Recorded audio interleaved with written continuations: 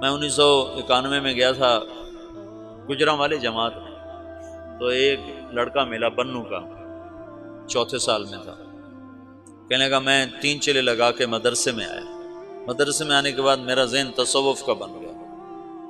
تو ایک دفعہ میں نے حضرت تھانوی رحمۃ اللہ علیہ کو خواب میں دیکھا، تو انہوں نے ارشاد فرمایا، بیٹا تصوف ہمارے دور کی چیز تھی، اب تبلیغ کا زمانہ ہے، ہمارا دور چلا گیا، اب تبلیغ کا دور۔ یہ جو اجتماعی عمل ہے تبلیغ کا، یہ شیخ کامل کی صحبت ہے۔ میں نے یہ قاری طیب صاحب رحمۃ اللہ علیہ کا مضمون پڑھا تھا کہ تربیت کے 4 راستے ہیں: شیخ کامل کی صحبت، اور اچھا دوست جو کمیاں بتائے، اپنا محاسبہ، اور اپنے دشمنوں کی بات سننا۔ یہ 4 چیزیں تربیت کا ذریعہ ہیں۔ تو یہ چاروں چیزیں تبلیغ میں موجود ہیں۔ یا تو کوئی نہ کوئی اس میں بڑے بڑے لوگ چھپے ہوئے چل رہے ہوتے ہیں، وہ نہ ہو تو 15-20 مسلمانوں کا اجتماعی طور پر خیر میں لگنا شیخ کامل کے قائم مقام ہے۔ اور پھر یہ آپس میں مذاکرے کرتے ہیں تو اس سے ایک دوسرے کی کمیاں سامنے آتی ہیں، تو اچھا دوست بھی ہو گیا۔ پھر ان کے دشمن بھی بڑے ہیں، وہ ان کی کمیاں بتاتے ہیں، تو وہ اگر سنیں تو اس سے بھی تربیت ہو سکتی۔ اگر تم اس طرح بیان میں بیٹھو کہ یہ 5000 کا مجمع ایک شیخ کامل ہے، یہ 100 آدمیوں کا مجمع ایک شیخ کامل ہے، تم تعلیم میں اس طرح بیٹھو کہ یہ 15 آدمیوں کا حلقہ تعلیم ایک شیخ کامل ہے، تو تمہیں وہی فائدہ ہوگا جو ایک شیخ کی صحبت سے ہوتا ہے۔ میں نے بڑے بڑے مشائخ کو دیکھا، کوئی بیان نہیں فرماتے تھے، چپ بیٹھتے تھے، چپ، خاموش، لیکن ان کے فیوز منتقل ہوتے۔ مولانا خامہ صاحب رحمۃ اللہ علیہ کئی دفعہ ان کی صحبت میں حاضری ہوئی، ایک لفظ نہیں بول رہے ہیں۔ اور مولانا انعام الحسن صاحب رحمۃ اللہ علیہ 2 مہینے میں مستقل ان کی صحبت میں نظام الدین میں رہا، ایک لفظ نہیں بولتے تھے، بس ایسے بیٹھے، ہم بھی بیٹھے رہتے ہیں۔ لیکن جب کوئی بیان کرنے بیٹھتا ہے تو پھر تمہارا ذہن بن جاتا ہے بیان ہو رہا ہے، آگے بیان ہوتا ہے بالکل ٹھنڈا، تو لہذا تم یا سو جاتے ہو یا اٹھ جاتے ہو۔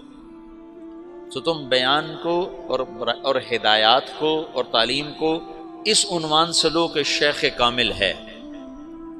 اچھا، یہ میں نے ان سے بات کی اور میں چلا گیا اسلام آباد کے اجتماع پر، اپنی دعوت خود سامنے آ گئی، الخیل واللیل والبیداء تعرفنی الضرب والقرطاس، کہ الطعن والضرب والقرطاس والقلم۔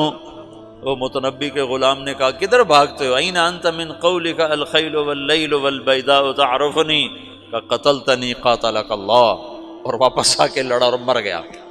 وہ میں جب پہنچا اسلام آباد کے اجتماع پر تو مجھے یاد آ گیا کہ میں نے کہا تھا شیخ کامل، میں نے کہا ابھی مارے گئے، اب تو بیٹھنا پڑے گا شیخ کامل، کبھی نہیں بیٹھا۔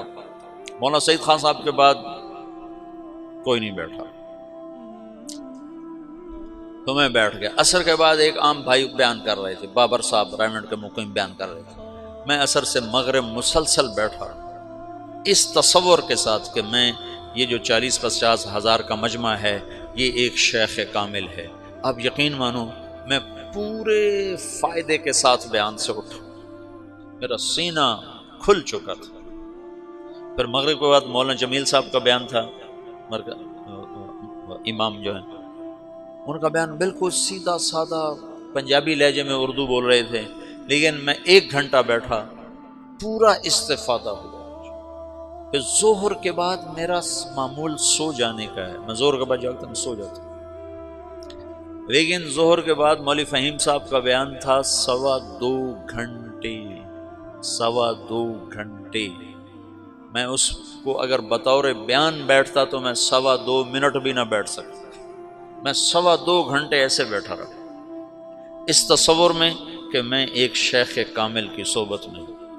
مجھے اتنی نورانیت محسوس ہوئی، اتنا مجھے نفع ہوا کہ میرا 1 منٹ کے لیے جی نہیں چاہا کہ بیان ختم ہو جائے اور ہم اٹھیں۔ تو گھڑی پہ نظر ہوتی، کب ختم ہوگا، کب ختم ہوگا۔ شیخ کامل کی صحبت ہے اجتماعی عمل، شیخ کامل کی صحبت ہے، تربیت کا یہ نظام ہے۔